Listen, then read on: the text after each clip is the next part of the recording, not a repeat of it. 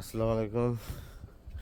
দেখেন আমার এই যে এই ছাদের পরিস্থিতিটা দেখেন, একদম পাতা পুতা পরে ছাদ ঢালাই আর কি দম পাতা দেয় ছাদ ঢালাই হওয়া যাচ্ছে।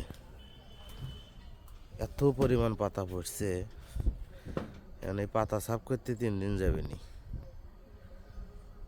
শুধু পাতা আর পাতা।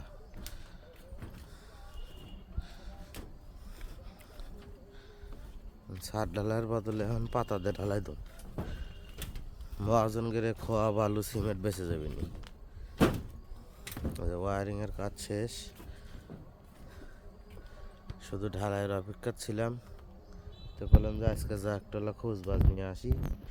এসে দেখি যে পাতা পুতা পরে একেবারে অস্থির অবস্থা।